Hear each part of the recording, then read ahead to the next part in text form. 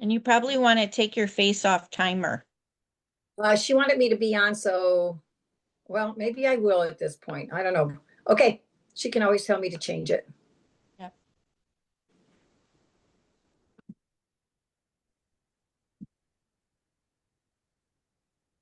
Okay. Good evening. Welcome to the candidate forum for the Democratic primary for House District 84, hosted by the League of Women Voters of the Aurora area. My name is Barbara Young. I'm an attorney, a resident of LaGrange, and a member of the League of Women Voters of the LaGrange area. I'm a trained league moderator and a former commissioner of the Park District of LaGrange. It is my pleasure to moderate tonight's forum. The League is a nonpartisan organization that neither supports nor opposes candidates or parties for any office. This forum allows citizens to become better informed about local issues and better acquainted with these candidates. We're happy to provide this service. Membership in the League is open to all genders, 16 years of age or older. Note, the League is not responsible for verifying the accuracy of the statements that the candidates will make in this forum. Questions have been collected from the League and community members and have been screened for relevance and duplication. The candidates have not been provided the questions before the forum. The candidates have agreed to the ground rules that no voice, image, or other duplication of the forum may be used by any candidate's representative or campaign in any campaign advertising. This forum will be live streamed on the Aurora Area's League Facebook page and will be posted on their website and YouTube. The two candidates participating in tonight's forum are candidates Saba Heather and Jared Ploger. Welcome. By participating in this forum, both candidates have agreed to abide by the rules set forth prior to the forum. Please keep in mind that this is a forum and not a debate. Each candidate will give a 2-minute opening statement covering their background, qualifications, and interest in running for office. The order is set alphabetically by last name. Then we will move into the question and answer portion of the forum. The questions will be asked in alternating order. The candidates will have 2 minutes to respond to each question, and the candidates can ask me to repeat the question if necessary. After the question and answer portion of the forum, the candidates will have 1-minute closing statements. The closing statements will be given in reverse alphabetical order. There will be a timer, as you can see, letting the candidates know when they have 30 seconds left and when they are out of time. I will try to let them finish their last sentence. All right. With that, let's begin with candidate Heather's opening statement. You're on. Thank you so much. Good evening, everyone. Thank you so much to the League of Women Voters for organizing this event and to the listeners who tuned in to know more about my candidacy. My name is Sabah Heather, and I'm running for Illinois State Representative in District 84. I'm the current DuPage County Commissioner, a small business owner, and a mother. My husband and I moved to this country almost 20 years ago and chose Illinois to raise our family and start a small business because we believed in the American dream. My husband and I are raising our kids right here in District 204. This community has given me so much, and I have tried to give back by being a volunteer and an advocate in the communities for the last several years. I've been a PTA president. I've served on the executive board of IPPC, a nonprofit that oversees all 34 PTAs in my school district. Now I serve as a director on the board of the biggest nonprofit arm of my school district. On the county board, I serve as the chair of the strategic planning and environmental committees. I also serve on the public safety, finance, and economic development committees. I'm a board member on the public health board of DuPage County Health Department. And with a master's degree in wildlife science, I'm also a trained ecologist. I'm running to expand mental health and addiction services, fully fund and protect our schools, protect women's rights and immigrant rights, support small businesses and lower our taxes, and keep our air, land, and water safe for our future generations. I have been endorsed by over 30 elected officials and 7 labor unions, along with Personal PAC, Sierra Club, and Illinois Coalition for Immigrant and Refugee Rights. I am also a member of DuPage and Kane County Democratic Women. I'm running because I have the grassroots support, experience to lead, and courage to fight. I will be honored to earn your vote. Thank you. And now we'll hear from our second candidate, Candidate Ploger. Your opening statement, please. Well, good evening, and again, thank you to the League of Women Voters for doing this for our communities. It's greatly appreciated and invaluable. I am also running for the Illinois 84th House seat, currently held by Stephanie Kifowit, and she is not running again, but she has endorsed our campaign, and we're excited and proud to know that the Representative Kifowit trusts us to carry on the legacy of this district remaining blue. And when I first thought about running for this office after serving on the Oswego School Board for 7 years, my son sat me down and he said, "Why are you running?" And I said, "Well, for you, but not just for you. See, I see my son working harder than I did when I was his age with a young family, and he's struggling to fulfill the needs for his family. But I'm also the primary caretaker for my mother, who is battling dementia, retired teacher, and I see how far that pension goes, and I see how far it does not go. My concern is, as my son enters into that sandwich generation that I find myself in now, what will it be like for him? And we need to really think about those pieces for all of the generations right now that are struggling with affordability. I've lived or worked or served office in all 4 counties of this district. And so I was a teacher. I'm a teacher at Bolingbrook High School, teaches social justice, U.S. history. I'm a labor leader and a former school board member of District 308 for 2 terms, 7 years total. And happy to be here tonight to talk about our campaign. We have a list of endorsements, but I think we'd like to get to questions so we can talk a little bit more about ourselves. Okay. And now we move into the question and answer portion. I'm reminding you, you have 2 minutes to answer each question. And the first question will begin with Candidate Ploger. What do you consider the biggest challenge of the position that you're running for? I look at the biggest challenge as actually an opportunity, you know, for 4 different counties, townships, a number of 4 different municipalities, although you could say more because of some unincorporated areas in the district.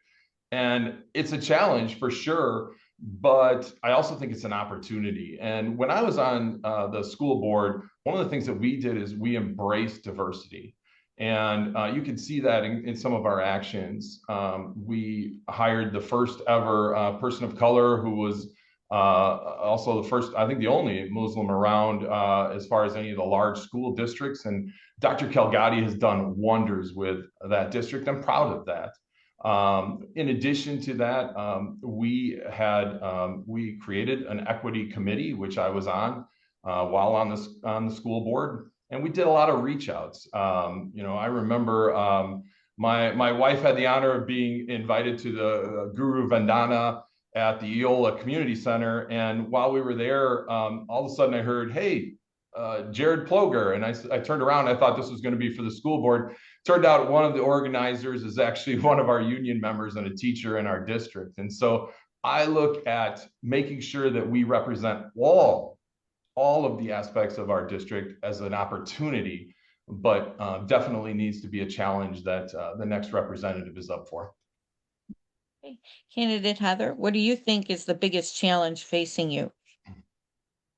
The biggest challenge right now is making sure that our communities feel safe right now. The communities are not feeling safe. They're not feeling safe in their municipalities. They're not feeling safe in their counties. They're not feeling safe in their state. They're not feeling safe federally. There is a a deep sense of fear and uncertainty. And this fear and uncertainty is coupled by what is happening at the federal level, whether it is affecting our school funding, whether it is affecting our immigrant parents, whether it is affecting our immigrant children. It is this level of fear that is preventing us from living a life that allows for us to thrive, that allows for us to feel welcome and included. Over the last several years, I have worked hard to make sure that every resident feels welcome and included, every student, every family feels welcome and included. Whether it is in our schools through the leadership team of the Parent Diversity Advisory Council, where we worked really, really hard to make sure every student feels welcome and celebrated, whether it is making sure we provide wraparound services through the Indian Prairie Educational Foundation that brings wraparound services to kids that are at risk the most, making sure we provide them mental health resources. And finally, the most important thing is, how do we make sure that everybody feels like they're part of the process, that their voice matters? For me, the most important thing is to bring all the stakeholders to the table to make sure that they feel like their voices are being heard. I am a collaborative leader. I have worked with different organizations, nonprofit, for-profit, different levels of government, and I continue to do that on the county board as well. And I am ready to roll up my sleeves and make sure everybody feels safe and welcome in our communities in District 84. Okay, thank you. Now, question number 2, and we'll begin with candidate Heather. What would be your top 2 priorities if elected?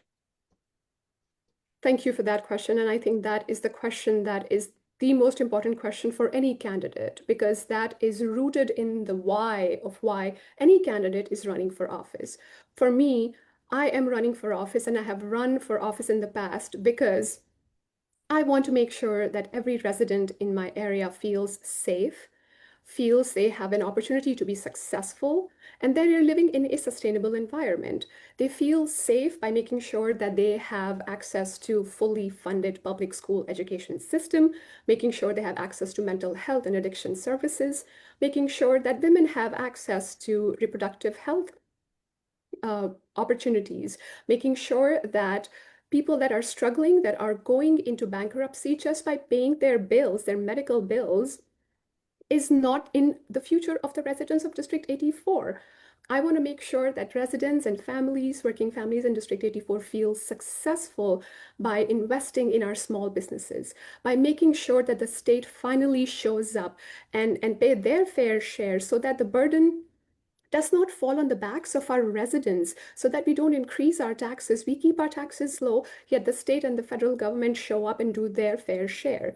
And finally, making sure that we keep our air, land, and water safe for our children.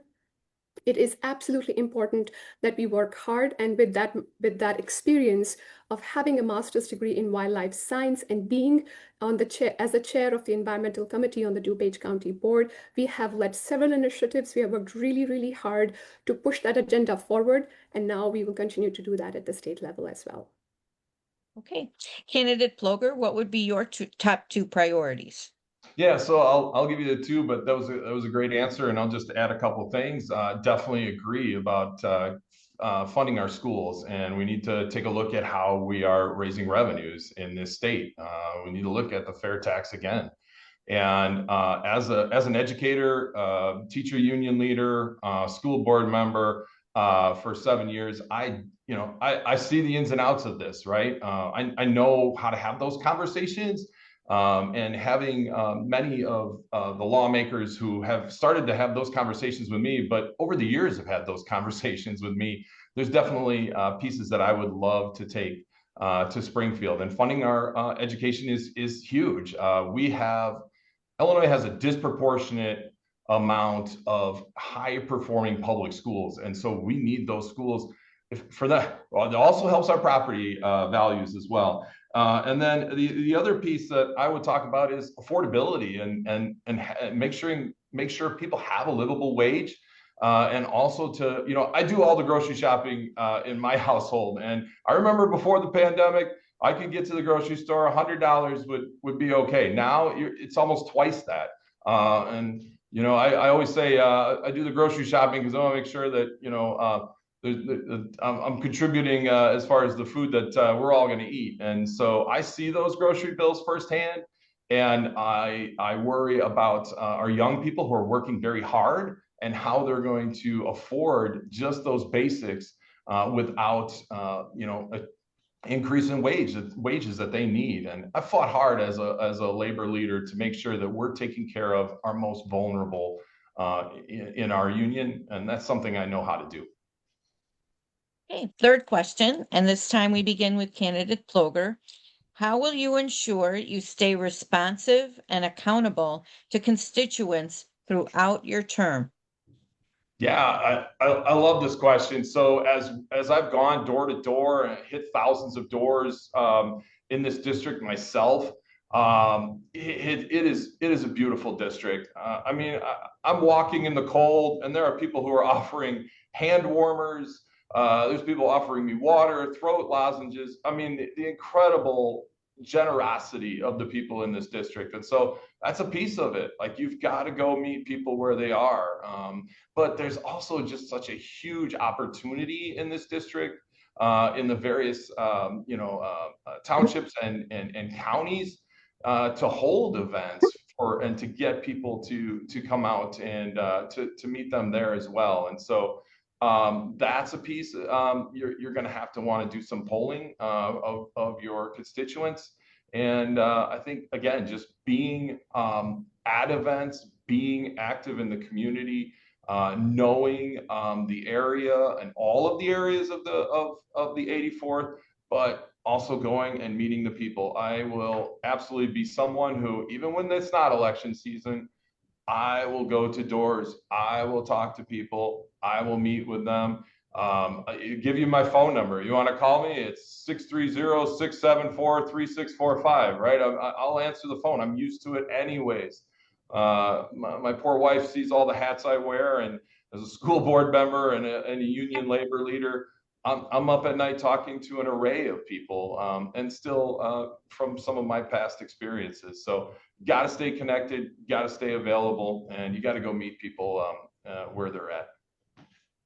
Right. And candidate Heather, same question. How are you going to stay responsive and accountable? Thank you, Barb.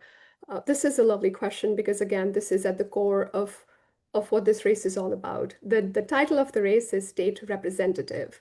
Anyone can truly be a representative when they are talking to their voters, when they are truly representing the issues that the voters care about, the things that they want to see change in the district. And so that representation of the community at the state level is the most important thing.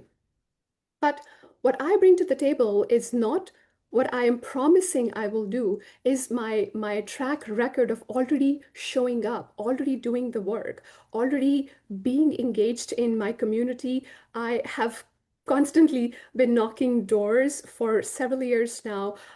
Somebody actually jokingly said when I got elected to the county board, they said that, oh, I look at your social media and it feels like you're still running, because what's happening on social media is really a snapshot of how engaged I am in my communities. I encourage everyone who's listening to stay connected with me on my social media, whether it's Facebook, Instagram, or TikTok, and see how I am already involved in my communities, whether it is being part of the school system, whether it is being part of the PTAs, being the part of the school groups, whether it is showing up as a commissioner and talking to the residents and helping them solve problems. Even just an hour ago, I received an email where one of our neighbors from this area reached out and had an issue, and we are working hard to make sure we resolve that issue. That is something that I believe in, I have continued to do for years, and I will continue to do that as your next state representative as well. All right, thank you. Question number 4, and we begin with candidate Heather. This one's about attracting businesses to your community. What policies would you support to attract businesses that provide living wage jobs, balance economic growth, and quality of life for residents? This is This question hits home because I am a small business owner. I had to pivot during the pandemic as a small business owner completely, literally overnight. I was in the middle of a training that I was leading, and March 13th, which happens to be my birthday, actually, we were told that everything is shutting down, and I had to pivot to turn my whole business completely online. And these are the challenges that our small businesses are experiencing right now, and much more.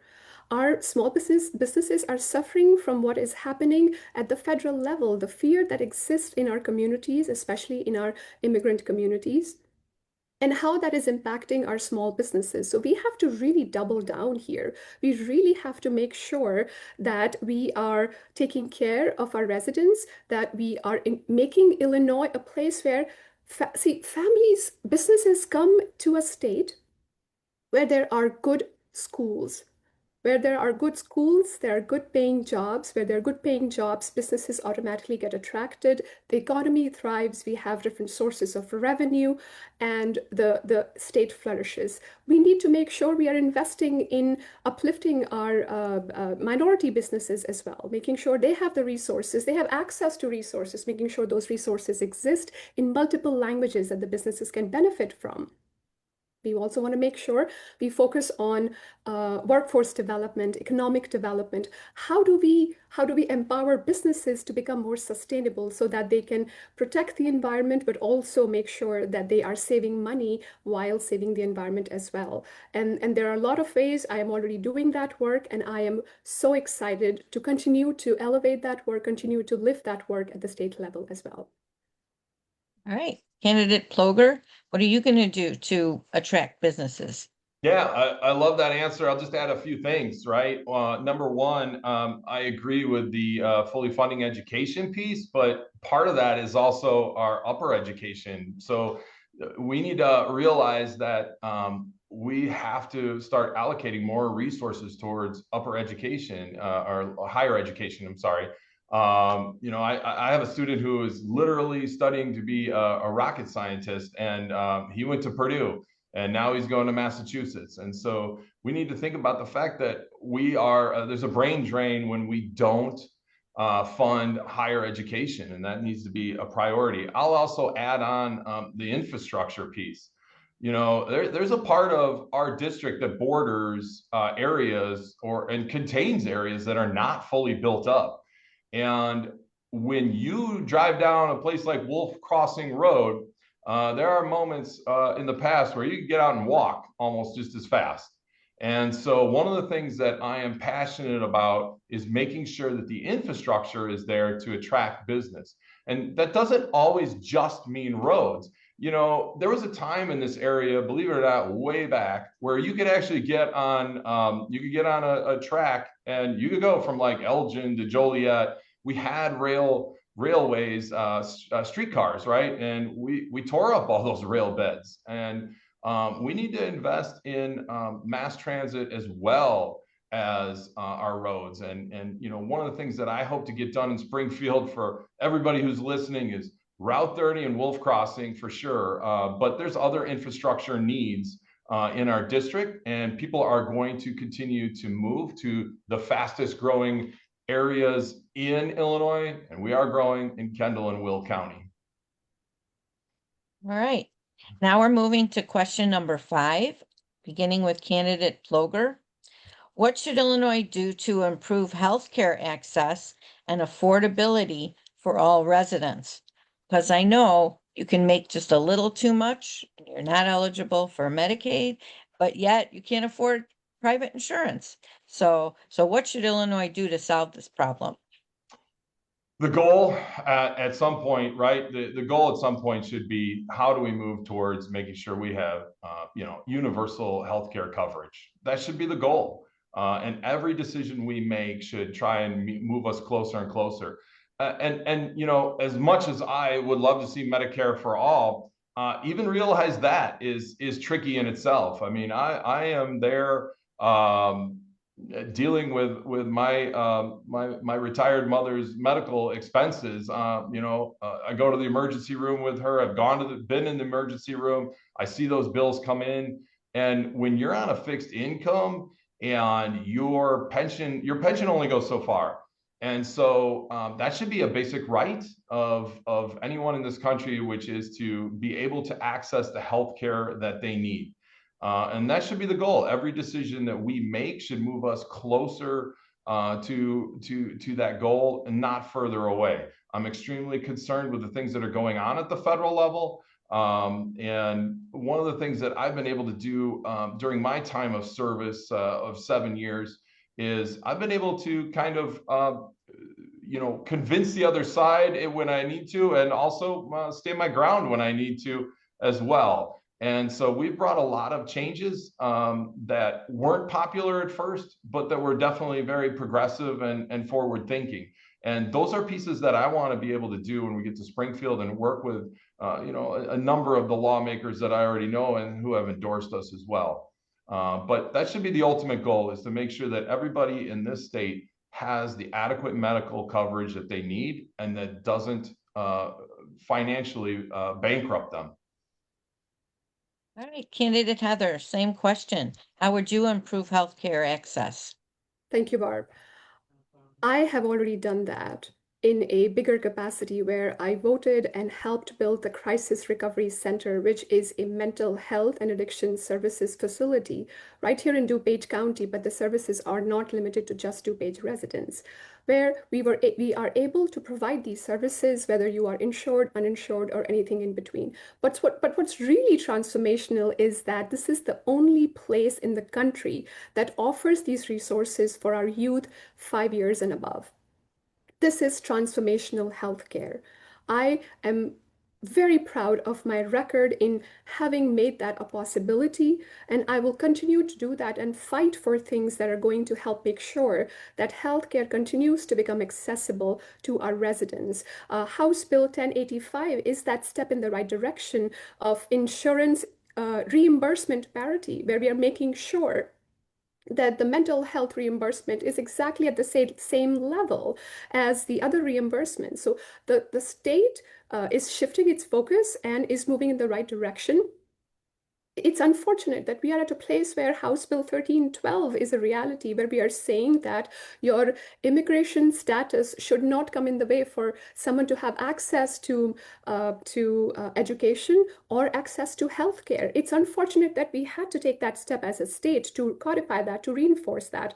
We are moving in the right direction, and we have to continue to do that. I have done that, whether it is providing a courthouse navigator, which has never been done before, working with the chief judge of DuPage County, Bonnie Wheaton, and the executive director of the DuPage County Health Department, where this court navigator helps people find resources when they are experiencing the most challenging times going through our judicial system. Healthcare is basic human right, and no one should have to suffer having access to it. Okay. And the next question, question 6, we're going to begin with candidate Heather, and it recognizes the diversity of your district. How will you ensure all areas of District 84, rural, urban, and suburban, receive equal attention and representation? That's an excellent question. And that's where my work experience yeah, thank you. I got confused at 30 seconds. I'm like, I just got started. But thank you for changing that. Yeah. As I work in my communities as an advocate, as a volunteer, my work isn't just limited to a certain area. My work is expansive in making sure that I am helping everyone in our communities, whether it is Kane, whether it is Kendall, whether it is Will, or whether it is DuPage. Families need help, and you continue to show up wherever help is needed. The needs of the communities are different. How do we address those needs is by being a collaborative leader, a leader who's willing to listen, a leader who's not going to bring in their internal biases into the conversations, into legislation making process. It is all about making sure every stakeholder feels like they have a seat at the table, that their concerns, their issues matter. And whether it is the rural areas, whether it is more developed areas, whether it is more urban areas, I have worked across counties to make sure the services continue to be available, whether it is in the form of volunteering or, again, as I said, I am just going to talk about the resources in just a few days at Will County. I show up wherever we can help each other, build those bridges, learn from each other, and push that envelope where everyone feels that they are welcome, that they are celebrated, and their voice matters. I have already done that work, and I will continue to do that work. I'm constantly showing up. I am in every single room. In fact, somebody was joking the other day that she said, from Kane County, she said, "You are everywhere." And I said, this is who I am. When I'm determined to do something, I am going to show up. I'm continuing to show up, and I will continue to show up. All right, same question, candidate Ploger. How will you ensure that all areas of the district receive equal attention and representation? Yeah, well, as a candidate who has won a multi-county race, you know, that's what I did when I was on the board of education in District 308. We had a problem for sure with recognizing many communities, and I led by example. You know, I showed up. I was there at the mosque on 34 and 59 for you know, to view what was going on as far as the outreach, and also Muslims around the world, which was a pretty cool event. Though my wife was the celebrity, as she teaches in 204. And for those that don't know me, esposa es maestra de español. My wife is a Spanish teacher. I referred to the being at the Guru Vandana as a 308 board member, but also ended up being kind of a celebrity as a labor leader as well. I saved our dual language program. That is key as far as multilingualism, multiculturalism, embracing that. But we also we went through with those pieces as well. So we wanted to make sure that on a geographic level, we have to keep in touch with all of those areas, and we will continue to do that because that just comes naturally to me. We are fortunate to have endorsements from every corner of the 84th that anyone can think of, whether that be labor, political, or just leaders in general. Even the person, Bolingbrook Pride, the founder, reached out and said, "Hey, we want to endorse you," and I thought that was great from them as well. And so we have to make sure that we have intersectionality when we talk about reaching out to the 84th. Okay, next question. Candidate Ploger, beginning with you. Do you support limits on campaign contributions? Why or why not? In the ideal world, I would say that'd be great. However, my problem with it right now is the following, which is, are we going to limit corporations, right, that we have somehow recognized as individuals? And I believe that the working class and unions and those who are there to make sure that they're sticking up for some of our most vulnerable, they should have a place at the table as well. And so I feel like if you are taking them out of the equation, that's a disservice. And so I am all about campaign reform. One of the things that we certainly could do as a social justice U.S. history teacher who covers every single election with my students, one of the things that sticks out to them is the rate of participation from the adults. That's one thing. But the other thing that sticks out to them is they had no idea there's at least one election every year. And that's a piece when they realize how long our election cycles are, it's daunting. And so there are pieces that we can do to perhaps help ourselves with the way the system is set up. Some of those changes are federal level changes, so they're beyond us, but I do see that there's a conversation of potentially moving up 2028 elections, and that'll be interesting to see what happens. I am just one who wants to make sure that those who are the most vulnerable and those in labor who do the work in this state, they have a place at the table. All right. Candidate Heather, do you agree with capping campaign contributions, yes or no? Yes, I do. And I want to make sure that I highlight the fact that our campaign, I'm very proud about it, and my whole team is very proud about it, is that we have had donations from hundreds of people to our campaign. And the fact that it is a people-powered grassroots campaign, but that is also rooted in fighting for working class families, making sure we are protecting our workers' rights. So we are very honored to have the support and endorsement of several labor unions from across the district. We are very proud of that, and we are very proud of their support. We are very proud of their involvement and how they have fought for hundreds of years to make sure that everyone has a right, everyone has a seat at the table to vote, and make sure that we are at a place where mega corporations are not the ones that are dictating who gets to get elected. That it is these groups that care about working families, that it is these groups that are making sure that the working conditions are safe for people that are out there. I mean, we had sub-zero temperatures just a few days ago, and I saw people outside doing all kinds of work outside. And how do we make sure that they have the resources that they need? How do we make sure that they are working in a safe environment? And those voices are super important, and we want to make sure that those voices are included in who is running, who feels empowered to run for office, because oftentimes the amount of money that's involved in the campaign makes this job really daunting. People don't want to run for office because they feel like they cannot raise that kind of money without taking money from corporate PACs, and I refuse to take money from corporate PACs. All right, next question. Candidate Heather, what are your concerns regarding the growth of data centers in the district and state? Thank you. This is a great question. And I think this is a question that is really rooted in District 84 as well, especially what we experienced in the Naperville part of the district as well. Data centers can provide great jobs. Data center can help with our tax base. They can also bring positive economic impact on our communities.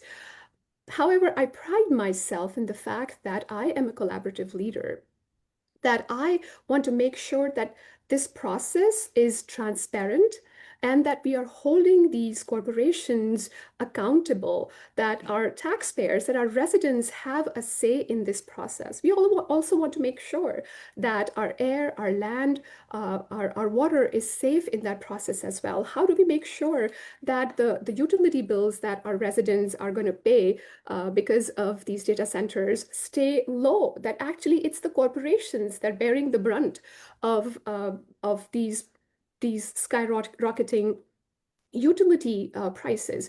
I strongly believe in stakeholder engagement, all stakeholder engagement. Our residents, our municipal leaders, our union leaders, and their voices are so important in making sure that we have a transparent and accountable process. I am a collaborative leader. I'm ready to roll up my sleeves and have these robust conversations that are necessary in this day and age. All right, Candidate Ploger, your concerns about data centers and their growth in the district. Yeah, one of the concerns is a great answer. One of the concerns I have is we have to remember that we're all kind of on the same energy grid. So wherever they're going, it's going to be a strain and it's going to be a problem. And so I look at, yes, absolutely. I agree with the other candidate as far as coming together and being collaborative, 100%. But I do think that what we have to consider is a few things. One, what is it that is good for that local community? And so local control, I think, is huge, right? And local input is the primary piece to this. On the other hand, we need to think about the fact that if those data centers go somewhere else where they're less regulated than here in Illinois, and I think the regulation piece is the key, what will that mean for us? And so that's going to expose a problem that we have here when it comes to energy production. And so we need to find ways and means to increase the amount of clean energy that we have, renewable resources. And that input piece is the key here, because the prices continue to go up. People continue to struggle. I'm watching utility bills go up in my own house, and it's getting very unaffordable. And so those local stakeholders need to be at the table. We need to include unions, but they also need to include ways in which we can make sure that our water supply is not affected, and there needs to be regulations that work for everybody. Right, next question. Candidate Ploger, what are your plans to improve transportation infrastructure? You spoke about this a little bit, and they've included roads, bridges, public transit that all affects District 84. Yeah, the two fastest growing areas again in the state of Illinois, Kendall and Will County, and we have road issues.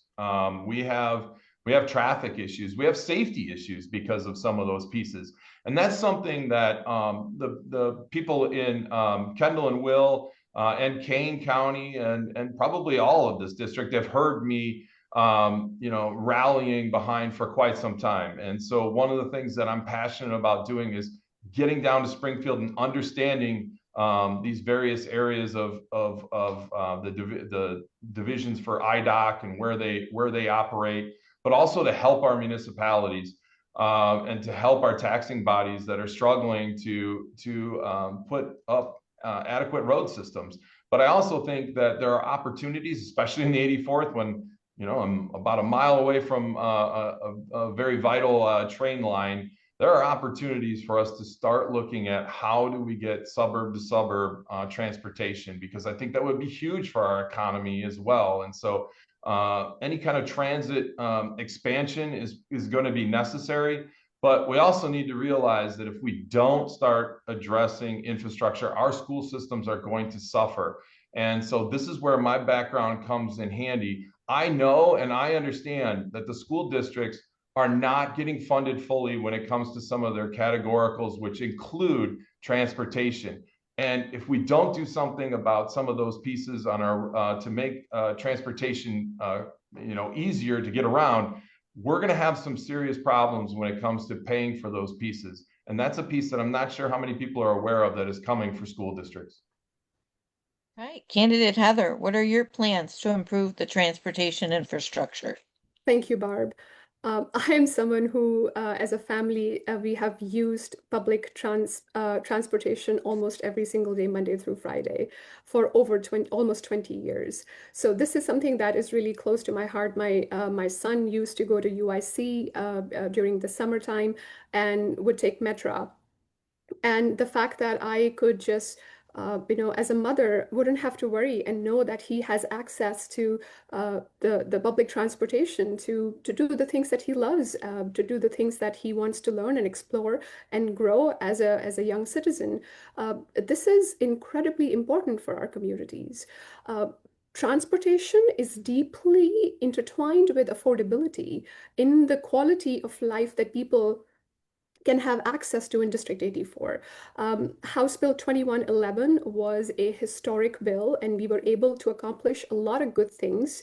And kudos to the leaders that made that happen. I mean, Senator Ram-Willie was instrumental in making sure that that happens. I am endorsed by Senator Ram-Willie, and I am very honored to have his faith, to have his support, and I completely align in that we have to continue to invest more and make sure that we don't see infrastructure, we don't see transportation as a siloed piece, but we see that as a piece of the puzzle that allows for us to solve the bigger piece, that is affordability. That is making sure our young families have the capability to thrive, our young students have access to resources that they can use to make sure that they are successful in their lives.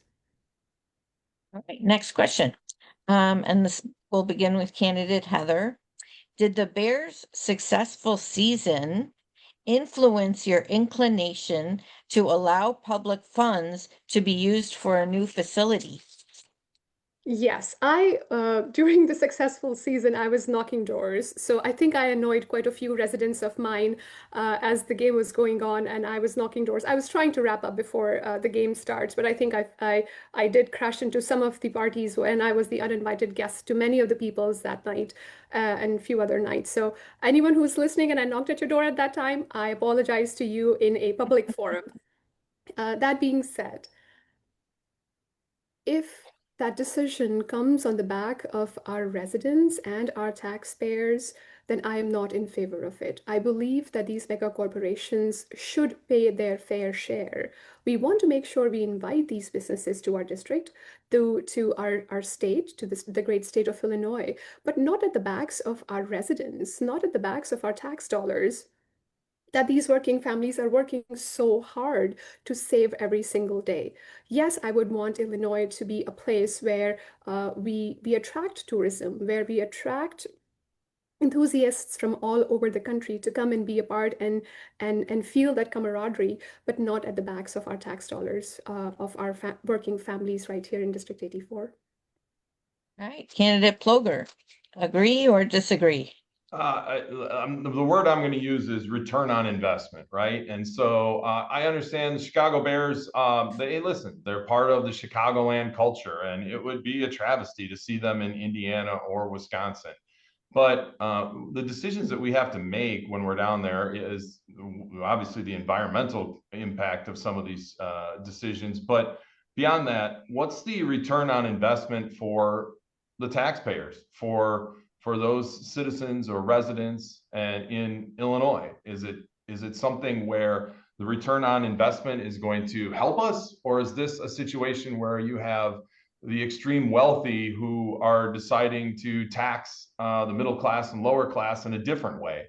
And so those are questions that I'm going to certainly have, and I'm going to have to be convinced of with any kind of decision that is made. It cannot and will not be acceptable to come on the backs of the middle and lower classes just to help out a huge business. We need return on investment. All right, next question, candidate Ploger. And bear with me, it's kind of long, so I'll read the whole question. Illinois wetlands are largely unprotected. A recent U.S. Supreme Court decision has gutted the Clean Water Act, which will cause 700,000 acres of Illinois wetlands to lose any remaining federal protection.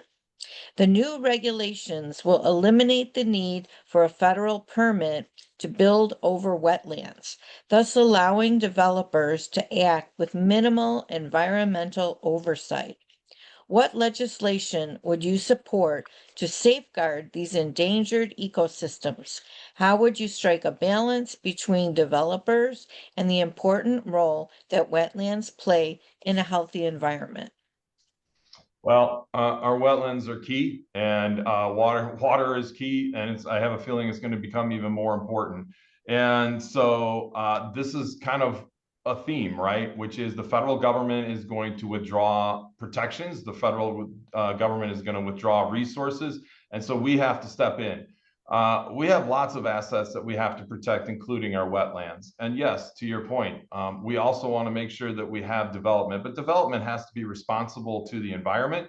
It has to be responsible to the residents, and it has to be something that we protect. I'm an avid, kayaker. I enjoy kayaking down the Fox. I've done that. I do that almost every year, and down the Des Plaines every year. And so some of these natural resources, we need to make sure that we're protecting for future generations. And so I'm very much in favor of protecting those and whatever it takes. As far as the development piece, I want to make sure that we have responsible development. And responsible development means making sure that that our environment is taken care of. And so again, I think we've both talked about this. It's being collaborative and bringing stakeholders together and trying to find out a solution. It's also making sure that we're talking to people on the local level as well, so that we know that we're getting their input as far as what they need. All right, candidate Heather, how would you strike a balance between developers and the important role that wetlands play in a healthy environment? Thank you, Barb. This is, I'm going to be partial. This is going to be my favorite question of the night.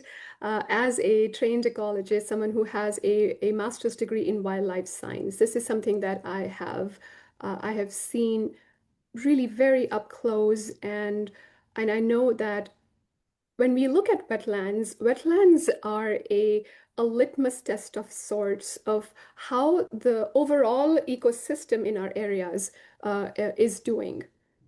If our wetlands are healthy, the whole ecosystem is healthy, because it is an indication that there are diversity of species, whether it is flora or it is fauna. So wetlands are super important in making sure that our flora and fauna species are thriving, our ecosystems are robust, and we have a healthy balance. That's the ecological answer. But there is another aspect, the part of the question about the development. We don't really actually have to look at our wetlands as a source where only the place where development can happen. I see wetlands as something that are precious in our areas, and we need to work incredibly hard to protect them. In terms of development, we have to have a more creative approach. And I believe that that creative approach is making sure that we pivot. A lot of the businesses are pivoting as well. We have a lot of empty lots where warehouses are empty, are vacant, and are not being used. Is it possible for us to use those spaces to bring in development, to bring in affordable housing, instead of targeting our wetlands that are absolutely essential to maintaining that ecological balance in our communities? And I believe that that's the approach, the creative approach, and out-of-the-box approach we need to take in solving that problem. Okay. This is our last question, and we're coming close to the end of the hour. And the question here, which I'm going to change slightly, the question here is, what has been your greatest accomplishment in your career? But what I'd like to hear is, how has your career prepared you for the role of being a representative in Illinois? So you can answer either or both. Okay, I think I changed my previous statement that now this is my favorite question. I truly feel blessed and honored to be running for the to be able to run for this position, because I truly feel that my lived experiences as an immigrant mother who moved to this country almost 20 years ago, my lived experience of raising a family, of running a small business, of being a volunteer in my communities, of being an elected official who brings this plethora of experience, lived experiences, work experiences, community experiences to the table. I think that's a unique combination. I think that is amazing in that it allows for me to stay rooted in my communities. It allows for me to bring that lens of leadership and qualification, as well as I am serving on the county board.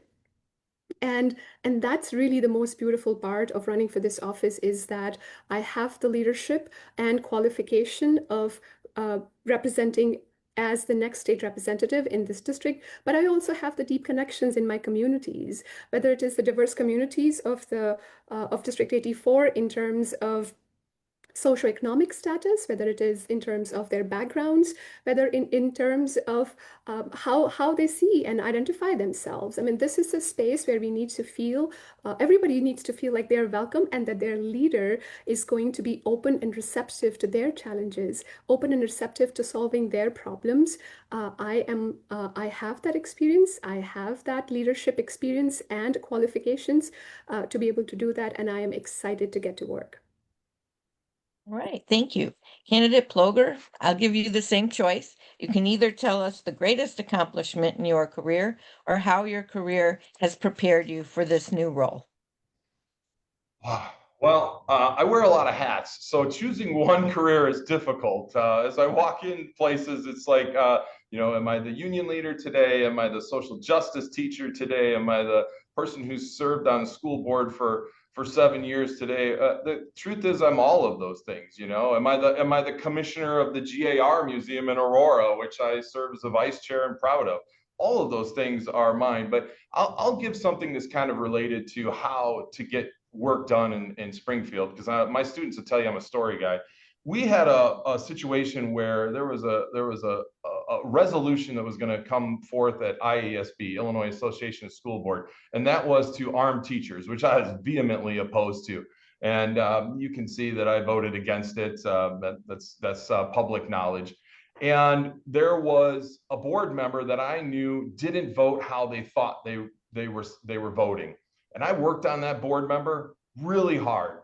and I got that board member to change her vote. She called me, and I was proud to make sure that we did not vote to arm teachers. And in fact, that board member made that statement in the next meeting, I think in the December meeting that followed, saying that she had changed her vote so that I could vote no. And so I'm proud of that. And that's kind of the job that you have to do down there, right?